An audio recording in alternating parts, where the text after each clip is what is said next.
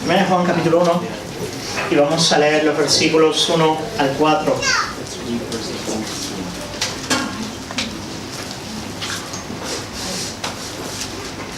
Dice así la palabra del Señor: lo que era desde el principio, lo que hemos oído, lo que hemos visto con nuestros ojos, lo que hemos contemplado y palparon nuestras manos tocante al verbo de vida, porque la vida fue manifestada y la hemos visto y testificamos lo que hemos visto y oído, y os anunciamos la vida eterna, la cual estaba con el Padre y se nos manifestó. Lo que hemos visto y oído, eso os anunciamos, para que también vosotros tengáis comunión con nosotros, y nuestra comunión verdaderamente es con el Padre y con su Hijo Jesucristo. Estas cosas os escribimos para que vuestro gozo sea cumplido. Amén. Vamos a orar. Señor, queremos alabarte y bendecir tu santo nombre. Señor, reconocemos tu grandeza, tu gloria, tu poder, tu majestad. Queremos postrarnos delante de ti en esta mañana, Señor. Queremos pedirte la presencia de tu Espíritu Santo, como ya es evidente en este lugar. Que puedas seguir obrando, Señor. Dios mío, rompe a la dureza del corazón. Danos gracia para poder recibir tu palabra. Señor, yo quiero pedirte ayuda para predicar, quiero pedirte gracia, quiero pedirte, Señor, que en tu misericordia, en medio a mi debilidad, tú manifiestes tu poder, y que sea tu palabra, y que sea tu Espíritu, Señor, el que obre en medio de tu pueblo. Aquí estamos, Padre, porque tenemos hambre y sed de ti, porque te queremos a ti, porque queremos entender tu palabra y conocerte en ella, por tu Espíritu, Señor. Por eso ministra a cada uno de los que estamos aquí, a cada hermano, hermana, a cada amigo, amiga que ha venido a este lugar, que pueda salir de este lugar, Señor, habiendo visto algo de tu gloria, habiendo visto algo de tu poder. Te lo pido en el nombre de Jesús, Señor. Amén. Amén. Gloria al Señor. Hoy comenzamos con una nueva serie de sermones de la epístola de Primera de Juan. Y lo que quiero hacer es empezar dando un poquito de contexto de qué va esta epístola. Sabéis, Juan, el que escribió esta epístola, él era primo de Jesús. Él era hijo de Salomé, que era hermana de María. Por lo tanto, Juan, el apóstol, debía de haber conocido a Jesús desde pequeño. Y me imagino que él no podría imaginarse realmente quién era su primo, ¿verdad? Pero ya crecido, Juan llegó a ser uno de los 12 apóstoles del Señor. Y más adelante él llegó a ser pastor en la iglesia de Éfeso. La iglesia en Éfeso ya había sido plantada por el apóstol Pablo y después había sido pastoreada por Timoteo. Y después de Timoteo vino Juan. Y Juan estuvo un buen tiempo pastoreando aquella iglesia. Tanto es así que él vio varias generaciones crecer en aquel lugar. Él le predica a los padres, él le predica a los jóvenes, él le predica a los hijos. Juan estuvo un buen tiempo ministrando en la iglesia en Éfeso. Y después él escribe esta epístola a esa iglesia aproximadamente en el año 85 después de Cristo. Tal vez unos 5 años antes de ser exiliado en la isla de Patmos. Por lo tanto, Juan es el que escribe esta epístola. Y mi deseo en este sermón es empezar hablando del contenido de esta epístola. ¿De qué nos habla? ¿Qué es lo que el Espíritu Santo a través de Juan quiere hablar a su iglesia? Y en segundo lugar, quiero hablar de las razones por las cuales queremos estudiar esta epístola. ¿De qué va la epístola? El contenido y el propósito. ¿Por qué queremos estudiarla como iglesia por un buen tiempo a partir de este domingo? Y quiero ir directamente al punto central con la iglesia, para que podamos ubicarnos. ¿Qué es lo que Juan quiere? ¿Por qué Juan escribe esta epístola? ¿Qué es lo que él desea provocar o que el Espíritu opere en la vida de sus oyentes? Y lo digo en una frase sencilla. El apóstol Juan quiere llevarnos a alcanzar la certeza de la fe, o la plena seguridad de aquello en lo que hemos creído. Ese es el propósito de Juan.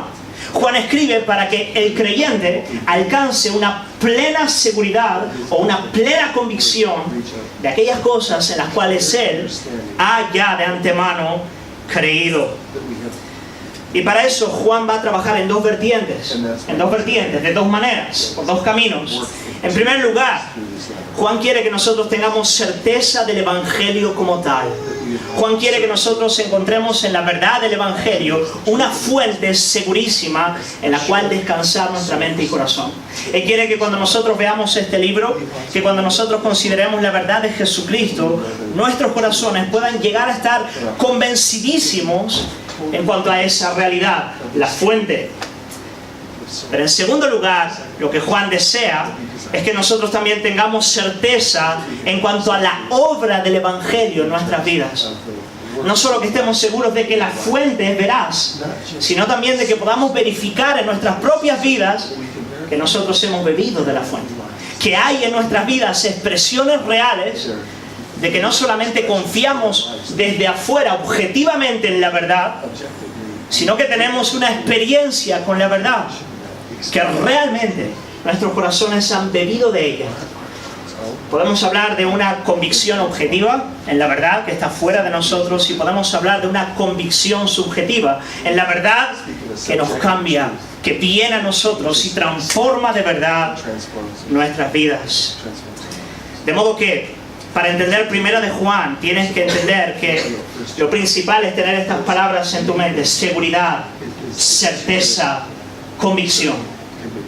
Seguridad, certeza, convicción. Venid conmigo a 1 Juan capítulo 5 versículo 13, y ahí lo vais a ver de manera clarísima. Vamos a movernos en la Biblia, ¿vale? Ve a la Biblia, acércate a ella, piensa a partir del texto bíblico. 5:13 dice, mirad qué sencillo, Juan nos pone de bandeja, realmente es fácil saber cuál es su propósito y contenido. Él dice, estas cosas os he escrito a vosotros que creéis en el nombre del Hijo de Dios, para que sepáis que tenéis vida eterna. Hasta ahí voy. Estas cosas os he escrito a vosotros que creéis en el Hijo de Dios, para que sepáis, convicción, seguridad, que sepáis que tenéis vida eterna. Es interesante hacer un paralelo entre el propósito de Juan al escribir Primera de Juan y el propósito del apóstol al escribir el Evangelio de Juan. Fijaos qué interesante. Si vais conmigo a Juan capítulo 20 versículo 31, vais a ver que Juan también en su Evangelio, él es clarísimo al mostrarnos cuál es su propósito a la hora de escribir. Me encanta, Juan siempre trabaja así. Al final, él nos dice cuál es el propósito, para que se nos meta dentro. En Juan capítulo 20, 31 se nos dice, pero estas cosas se han escrito para que creáis que Jesús es el Cristo, el Hijo de Dios, y para que creyendo tengáis vida en su nombre.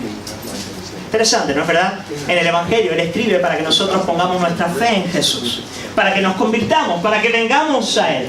Ese es el propósito del Evangelio de Juan.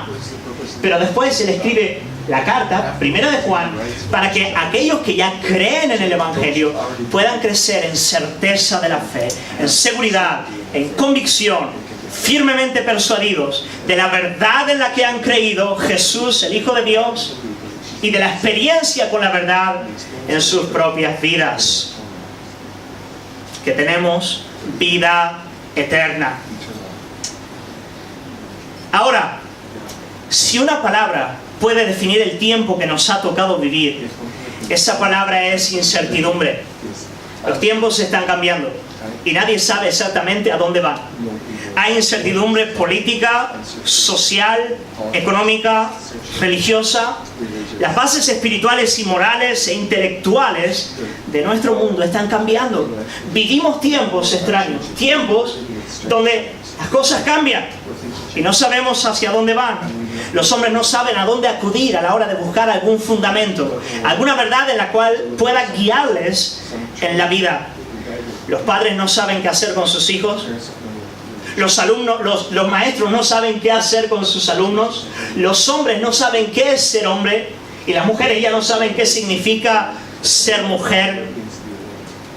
Nos ha ocurrido lo que ya profetizara un ateo llamado Nietzsche, cuando en boca de Zaratustra, en una de sus obras más famosas, Él dice lo siguiente, y fijaos si esta no es una interpretación extraordinaria del mundo en el cual nos ha tocado vivir. Mirad lo que dice el loco mientras corre por las plazas de su tiempo. El loco dice, ¿dónde se ha ido Dios? Y yo os lo voy a decir, le gritó el loco. Nosotros lo hemos matado, vosotros y yo, todos somos sus asesinos. Pero ¿cómo hemos podido hacer eso? ¿Cómo hemos podido vaciar el mar? ¿Y quién nos ha dado la esponja para secar el horizonte? ¿Qué hemos hecho al separar esta tierra de la cadena de su sol? ¿A dónde se dirigen ahora sus movimientos? ¿Lejos de todos los soles? ¿No caemos incesantemente hacia adelante, hacia atrás, de lado, de todos los lados? Mirad lo que pregunta el loco. ¿Hay aún una arriba y una abajo? ¿No vamos como errantes a través de una nada infinita? ¿No nos persigue el vacío con su aliento? ¿No hace más frío? ¿No veis oscurecer más, cada vez más? ¿No es necesario encender linternas a pleno mediodía? Extraordinario. ¿No es necesario encender linternas a pleno mediodía?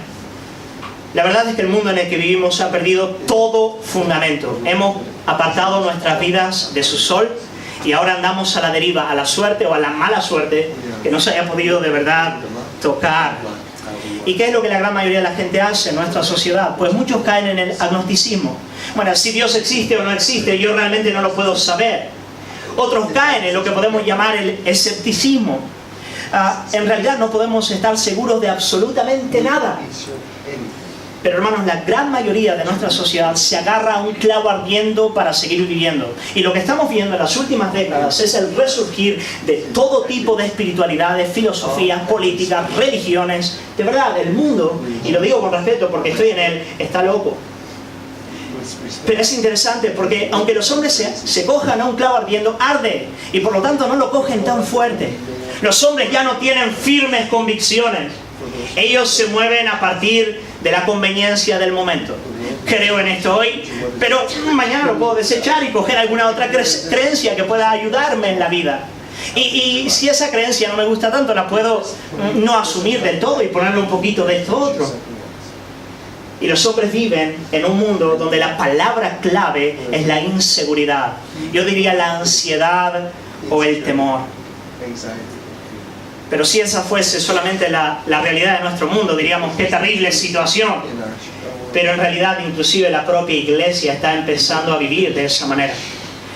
Y a la gente ya no le gustan más sermones dogmáticos, donde se proclame la verdad sin tapujos, donde no se limen las aristas de aquellas verdades que pueden traer incomodidad al oyente. No sé si habéis estado alguna vez en algún grupo de estudio bíblico donde se reúne la gente y se lee un texto bíblico y se dice, ¿cuál es tu opinión de lo que hemos leído? Y la persona dice, pues yo pienso que este versículo significa esto. Y entonces el otro, el que está llevando la reunión, dice, qué interesante, muy interesante. Y entonces alguien tiene otra opinión, yo también, yo no creo que signifique eso, yo creo que significa exactamente lo opuesto. Y para sorpresa tuya, el que está llevando la reunión dice, pues muy bien, qué interesante. Y después alguien tiene una tercera opinión que sea diferente a las primeras dos para que podamos tener firme convicción de lo que la Biblia dice. No está mal preguntarle a la gente qué opina, ¿vale? No está mal hacer este tipo de actividades. No creo que esté mal, siempre y cuando dejemos absolutamente claro que si delante de nosotros hay dos opiniones contrarias, una necesariamente está mal, porque existe una verdad que reina en los cielos y que nos ha dado su palabra. Y decir que la palabra de Dios no es clara o que no puede ser entendida, es decir, que Dios no nos ha hablado de manera clara y de manera que nosotros podamos entenderle. Hermanos, esta es una situación de verdad asustadora. La mayoría de la gente le gusta vivir en lo ambiguo, en los grises, sin definir nada, dejando todo en abierto. Pero entonces llega Juan, y Juan es un trueno de amor. Es un tío incómodo, es aquel tío que viene a la iglesia y tú te sentirías incómodo al lado de él. Porque Juan le llama a lo blanco blanco y a lo negro negro. Y cuando marca una línea dice esto es y aquello no es. Y de repente tú sientes el saborcito de este anciano apóstol cuando dice lo siguiente. Y sentid el sabor de la epístola, ¿vale? Voy a leer varios versículos. Él dice, sabemos que somos de Dios y que el mundo entero está bajo el maligno. Sabemos que el Hijo de Dios está presente y nos ha dado entendimiento para conocer al que es verdadero, y estamos en el verdadero, en su Hijo Jesucristo. Este es el verdadero Dios y la vida eterna. Ahora, amados, somos hijos de Dios y aún no se ha manifestado lo que hemos de ser, pero sabemos que cuando Él sea manifestado seremos semejantes a Él, porque le veremos tal como Él es. Y dice Juan, nosotros sabemos que hemos pasado de muerte a vida porque amamos a los hermanos. El que no ama permanece en muerte. Y en el 5:18 dice Juan, sabemos que todo aquel que ha nacido de Dios no sigue pecando, mas aquel que fue engendrado de Dios le guarda y el maligno no le toca. Y en el 4:13 dice, en esto sabemos que permanecemos en Él y Él en nosotros, en que nos ha dado su Espíritu. Y en el versículo 15 dice, y sabemos que Él nos oye en cualquier cosa que le pidamos, y sabemos que tenemos las peticiones que le hayamos pedido. Cada sabemos de esos, en mi mente y en mi corazón, es como un río de agua viva en un mundo de incertidumbres. En un mundo de incertidumbres, en un mundo profundamente inseguro. Y llega un hombre que no le tiene miedo a la verdad. Llega un hombre que no le tiene miedo a ser dogmático. Sí, esa palabrota para el día de hoy. Dogmático. Juan es dogmático. Para nuestra sociedad, ser dogmático es ser intolerante, es ser orgulloso. Pero Juan, él sabía que la verdad no se apoya en las opiniones del hombre, sino en la eterna persona del Hijo de Dios. Y que no hay nada más humilde que creerle a Dios, que decir, sabemos. Y él sabe que el alma humana necesita verdades que la trasciendan, verdades que de verdad la sostengan, verdades que no dependan ni de sí mismo, verdades que sean eternas y que se sostengan por sus propios pies. Me acuerdo una vez cuando le preguntaron a Spurgeon, ¿cómo defiendes tú la veracidad de la Biblia? Y Spurgeon respondió, ¿cómo defendería a un león? Dice, suéltalo y deja que él se defienda solo. La verdad no necesita ser defendida, proclámala y ella irrumpe en medio de las tinieblas. Yo doy gracias a Dios por cada uno de estos sabemos. Doy gracias a Dios por la seguridad que Juan quiere llevar a cada creyente, a la que Juan quiere llevar a cada creyente. Querida iglesia, ¿no es la seguridad la marca de una iglesia vigorosa? La madre de toda buena obra, la madre de toda valentía y osadía. Y yo me imagino a Lutero en la Grieta de Worms, enfrentándose a los mayores poderes de su tiempo, al Papa, al Emperador. ¿Y os imagináis a Lutero diciendo, yo estoy estadísticamente bastante convencido de que la Biblia muy posiblemente sea la palabra de Dios, por lo tanto, no me retracto? Lo que Lutero dijo no fue eso. Lutero dijo, mi conciencia está cautiva de la palabra de Dios. Eso es lo que él dijo. Aleluya. Mi conciencia está cautiva de la palabra de Dios.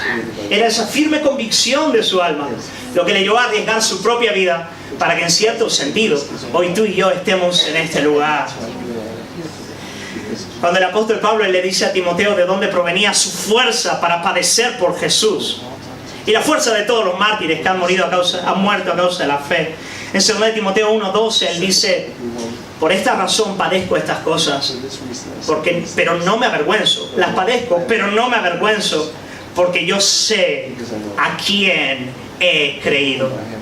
Yo sé, fíjate qué interesante, no dice yo sé en qué he creído, él dice yo sé a quién he creído. El apóstol Juan, él sabe que le hacemos un flaco favor al Señor si nuestro corazón no está firme en la fe. que realmente no hay nada peor para el Evangelio que santos inseguros. De verdad. Es interesante ver en 1 de Juan todo lo que la seguridad o la certeza promueve en el corazón del creyente. Por ejemplo, en primer lugar, la certeza o la seguridad, ella promueve alegría. Mira lo que dice en el capítulo 1, versículo 4. Dice: estas cosas os escribimos para que vuestro gozo sea cumplido. Una mejor palabra es completo o pleno, ¿vale? Estas cosas os escribo para que vuestro gozo sea pleno. Él está diciendo, si no estás seguro de las cosas en las que crees, no vas a poder estar feliz en ellas. Y la alegría del Señor es nuestra fortaleza. Y Juan dice, yo quiero que estés seguro para que puedas gozarte en estas realidades, aun cuando tengas que estar en la isla de Patmos, como le pasaría a Juan. Juan sabía que también la vida de oración estaba fuertemente marcada por este asunto de la seguridad.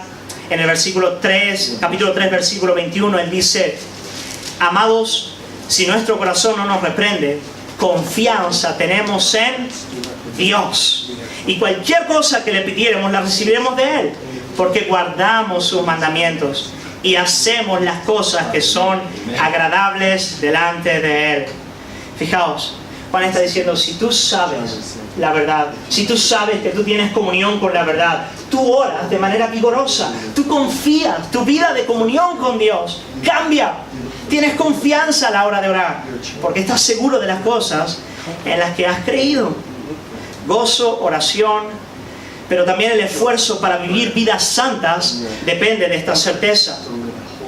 En el capítulo 3, versículo 3, dice: y todo aquel que tiene esta esperanza en Él, esta certeza en Él, esperanza en la Biblia es certeza, todo aquel que tiene esta esperanza en Él se purifica a sí mismo, como Él es puro. Cuando tú tienes la seguridad de que eres hijo de Dios, cuando tú tienes la seguridad de que un día vas a brillar con su gloria, cuando Él se haga presente, entonces en el camino tú te purificas, tú te santificas, tú luchas contra el pecado. La lucha contra la santificación es una lucha por la certeza, por la certeza. Pero tal vez la principal marca de una iglesia o de un creyente seguro es la osadía o la valentía, la capacidad de vencer los temores, la capacidad de levantarse en contra del diablo y proclamar y vivir el Evangelio. Lo encontramos en el capítulo 5, versículo 4, donde se dice: porque todo el que es nacido de Dios, todo el que es verdaderamente hijo de Dios, vence al mundo.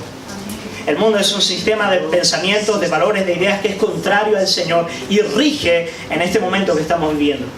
Y lo que Juan está diciendo es: todo aquel que ha nacido de Dios, todo verdadero hijo de Dios, vence al mundo. ¿De qué manera? ¿Por qué medio? ¿Cuál es el instrumento por el cual Él vence al mundo? Pues lo sigue diciendo: y esta es la victoria que ha vencido al mundo. Este es el medio por el que vencemos: nuestra fe. Y entiéndase, hay certeza de la fe, convicción de la fe, no probabilidad, no posibilidad.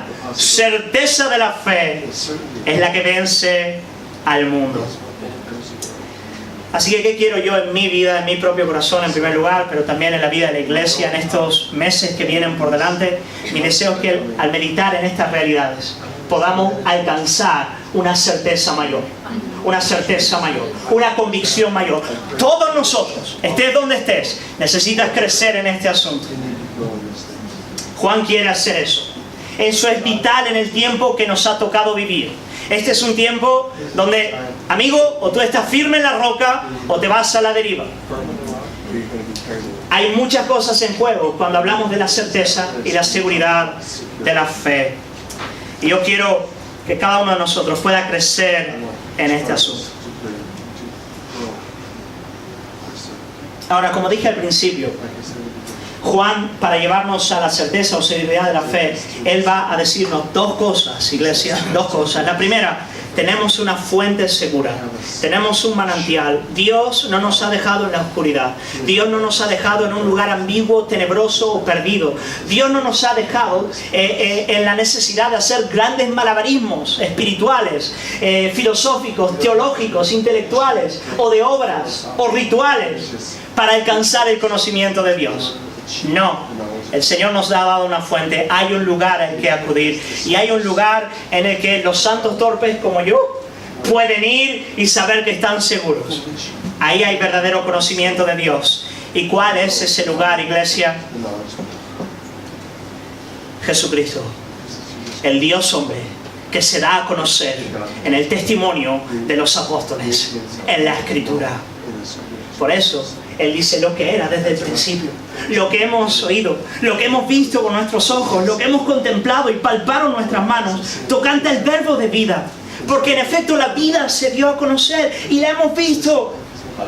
Y es esa vida con la que estuvimos, con la que caminamos, esa persona divina, la cual nos da a conocer al Padre. Para Juan es importante que nosotros sepamos, iglesia del Señor, que es en la encarnación, en la vida, en la enseñanza, en la muerte, en la resurrección y en la ascensión de Jesucristo que conocemos al Padre. Y en ningún otro lugar. Y en ningún otro lugar. Porque no hay otro nombre dado a los hombres por el cual podamos ser salvos. Y yo soy el camino, la verdad y la vida. Nadie viene al Padre si no es por mí. Esa es la radicalidad del Evangelio. Nosotros no creemos en un Dios teísta, en una fuerza que está por ahí, en el Dios de las religiones, del judaísmo, del islam o del místico. Para nosotros Jesucristo es el Dios verdadero y la vida eterna. De manera que cual sea tu concepto de Jesús, ese es tu concepto de Dios. Para nosotros cualquier otra forma de Dios es idolatría. Aunque sea el Dios teísta que está por ahí, idolatría. Nosotros conocemos al Padre que se ha dado a conocer en el Hijo. Para Juan eso es bien importante. Mirad cómo lo dice varias veces en la epístola. Por ejemplo, en el capítulo 2, versículo 23, él dice: todo aquel que niega al Hijo tampoco tiene al Padre. ¡Oh! El que confiesa al Hijo tiene también al Padre. En el versículo 5, 12, Él nos dice: el que tiene al Hijo tiene la vida. El que no tiene al Hijo de Dios no tiene la vida. ¿Sabéis cómo lo llama Juan a Jesús? Lo llama la palabra de vida. La palabra de vida. Para él Jesucristo es la comunicación divina al hombre. Es aquel lugar en el cual el Padre se ha dado a conocer. Y a mí me gusta imaginarme a Juan caminando con el Señor. ¿Os imagináis caminar con esa persona divina? Él se manifestaba como la palabra eterna de Dios a la hora de levantarse, de comer, de caminar, de servir, de hablar. ¡Extraordinario! Y en la medida en la que los ojos de Juan iban siendo abiertos para saber quién era esa persona que estaba delante de él, debía ser increíble. Jesús es aquel que estaba desde el principio cara a cara con Dios y que a su vez era Él mismo Dios y que se hizo hombre para reconciliarnos con el Padre. Este es el gran mensaje de la Escritura. Mirad las palabras del propio Jesús, cómo Él sabía que esto era así, evidentemente. Cuando Él está hablando a los fariseos, que eran gente que decía conocer a Dios. A Dios. Ellos tenían la Escritura, la Torá. Ellos eran los maestros en el conocimiento de Dios. Pero mira lo que Jesús le dice a estos religiosos de la época. Él les dice en Juan capítulo 8, 19: ni a mí me conocéis, ni a mi Padre. Si a mí me conocieseis, también a mi Padre conoceríais. Son palabras radicales, de verdad. Increíble. Si me conocierais a mí, conoceríais de verdad a mi Padre. Cuando Él habla con sus discípulos, en Juan 14, 7, Él dice: si me conocieseis, también a mi Padre conoceríais. Y desde ahora le conocéis y le habéis visto. La pregunta es: ¿quién es Jesucristo para ti? Esa es la pregunta. La pregunta es no quién es Dios para ti. Si tú hablas con un musulmán o con un judío o con un místico, hoy en día hay toda forma de espiritualidad y la gente cada vez está más abierta para aceptar diferentes cosas. Pero la pregunta clave es ¿quién es Jesucristo para ti? Y no un Jesucristo en abierto, el Jesucristo que se nos da a conocer en el mensaje de los apóstoles, en la Biblia. ¿Qué ves tú cuando ves a la encarnación, la enseñanza, la muerte, la resurrección, la ascensión de Cristo? Tú ves la gloria del Padre.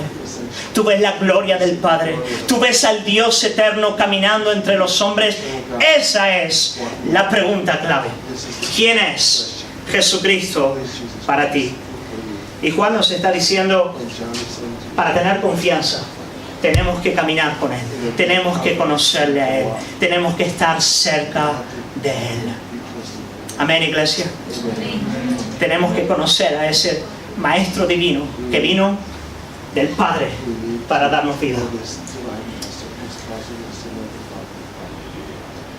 Todo Juan va a ser, en un sentido, hablarnos de esta gloriosa persona y de cómo el Padre se da a conocer en el Hijo, en Jesús. Pero en segundo lugar, he dicho que Juan quiere llevarnos a una seguridad profunda, no solamente al ver la fuente, Jesucristo, el Dios hombre, que se nos revela en la palabra, sino también al considerar nuestra experiencia con esa fuente. Nuestra experiencia, si de verdad le conocemos, si de verdad caminamos con Él, si hay evidencia de esa realidad.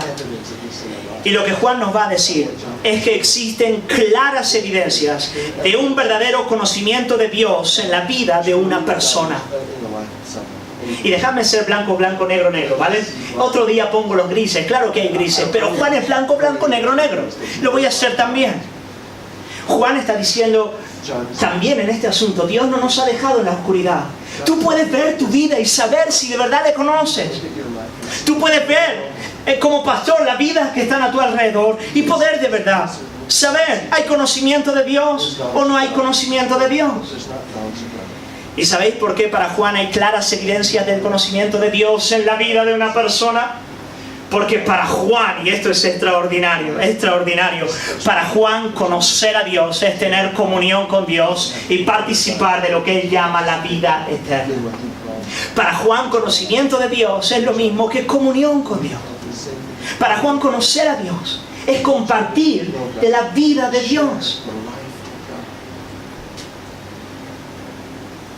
¿Sabes? Por medio de la fe en Jesucristo, el cristiano es injertado en una comunión real con el Padre. Él escribe estas cosas para que tengamos comunión. Eso es lo que leímos aquí. Como la vid y los pámpanos. Jesús no solamente vino a darnos un conocimiento intelectual de Dios. Él vino para darnos vida. Él es la palabra de vida. Él nos injerta en la vida de Dios. Y esa vida se nos mete dentro y nos cambia. Y nos cambia. Y hay frutos. Y hay evidencia.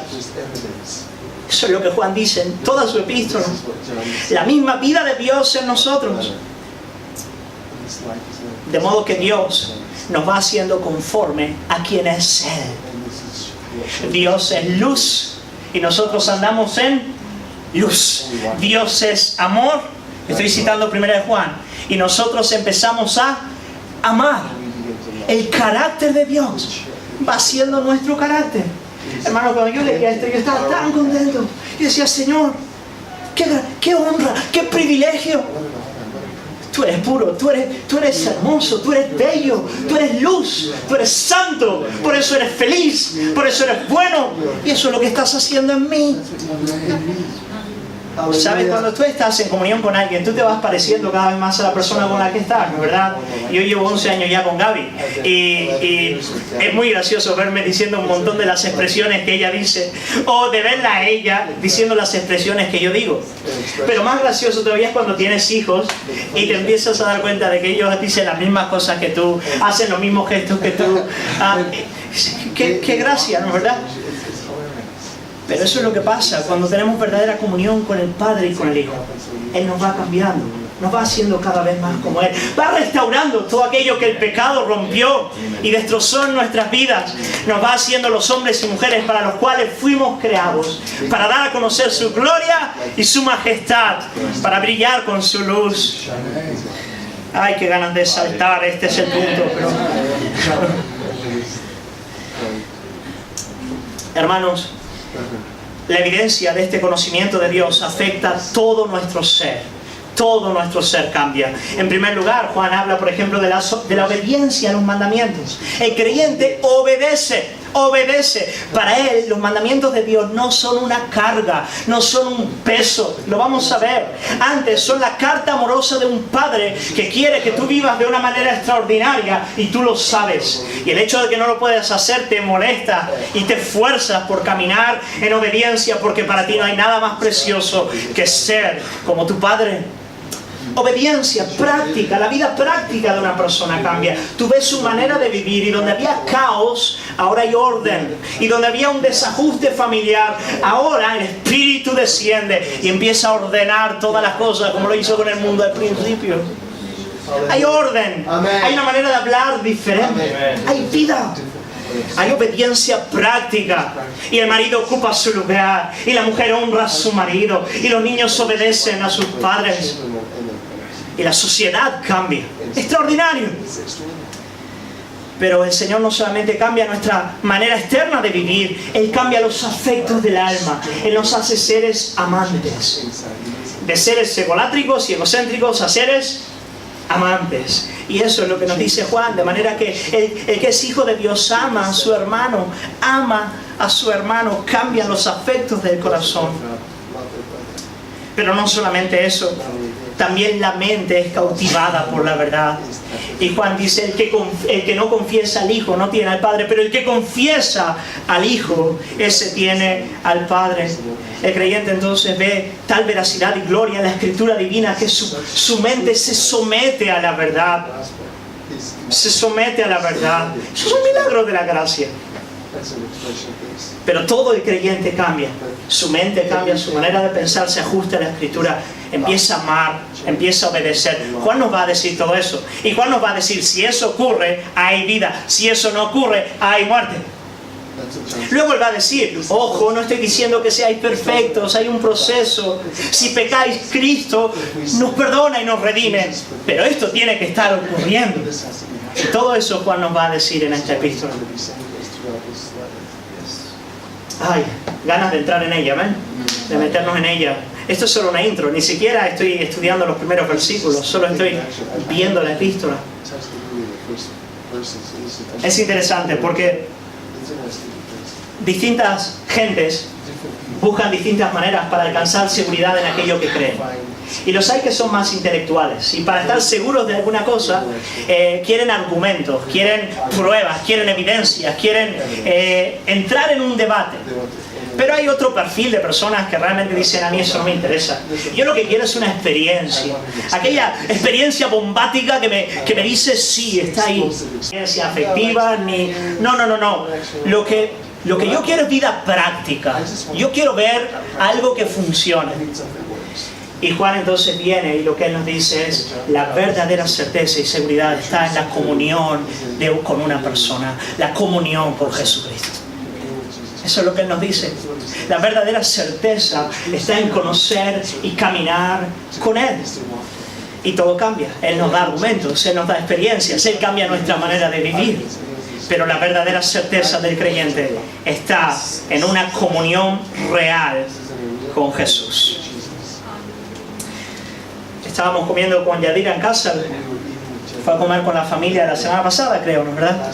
Y ella me contaba que estaba en una reunión de oración aquí, estábamos orando, y después de aquí ella iba a salir para encontrarse con sus compañeras de trabajo. Y ella sabía que sus compañeras de trabajo le iban a preguntar dónde estaba. Y ella quería decirle que yo estaba en la reunión de oración y quería no vacilar ni un momento en el asunto y ser firme. Y ella me contaba, entonces fui, y cuando... así fue, me preguntaron dónde estaba, y yo le dije, estaba en la iglesia. Y dice, pero un viernes por la noche. Sí, un viernes por la noche estaba en la iglesia. Y una de las chicas, que es bastante, bueno, pues contraria al Señor, rebelde, le preguntó, pero ¿tú le conoces? Dice, ¿tú le has encontrado? Porque hay mucha gente que le busca pero no le encuentra. Y Yanira le dijo, sí, yo le he encontrado. Y ella dijo, wow, cuánto me alegro. Con un aparente deseo de poder saber qué es lo que ella había encontrado. Amigo, amiga, si tú estás en este lugar en esta mañana, yo quiero decirte en el nombre del Señor, no hay conocimiento de Dios en mi persona. No te puedes olvidar de todo lo que he dicho ahora mismo. No hay conocimiento de Dios en esta iglesia como institución. Busca a cualquier hermanito, al más santo, algo verás. Pero al final te sentirás decepcionado. Pero yo quiero apuntar a una fuente y quiero llamarte a ir a ella. Yo quiero llamarte a acudir a Jesucristo. Yo quiero llamarte a acudir a Él. En Él no hay ambigüedad. Él no te va a echar fuera. No importa cuánto hayas pecado, no importa cuán terco sea tu corazón, cuán torpe sea tu mente, cuánto te hayas apartado del Señor, cuánto hayas caído en el pozo, cuán orgulloso sea tu corazón, no importa cuán sabio o ignorante sea, ni cuán guapo o feo sea. Venid a mí, dice el Señor, todos los que estáis cansados y cargados, y yo os haré descansar. Llevad sobre vosotros mi yugo, porque mi yugo, mi carga ya es suave, es ligero. Y aprended de mí, que soy manso y humilde de espíritu, y hallaréis descanso para vuestras almas. ¿Qué os parece si cerramos los ojos y acudimos al Señor? Y acudimos a Cristo. Tal vez algunos por primera vez tengan que hacerlo. Tal vez algunos de verdad tengan que acudir por primera vez a la persona de Jesús. Tal vez hay otros que tienen que ya lo han hecho varias veces, pero hoy quiero animarte a ir de nuevo y decir, yo quiero estar seguro, Señor. Yo quiero estar seguro. Yo quiero confiar en ti, como lo hizo Lutero, como lo hizo el apóstol Pablo. Señor, yo quiero una fe firme en mi vida. Padre, queremos alabarte, Señor, y bendecirte por tu palabra. Queremos alabarte, Padre, por haber enviado a tu Hijo.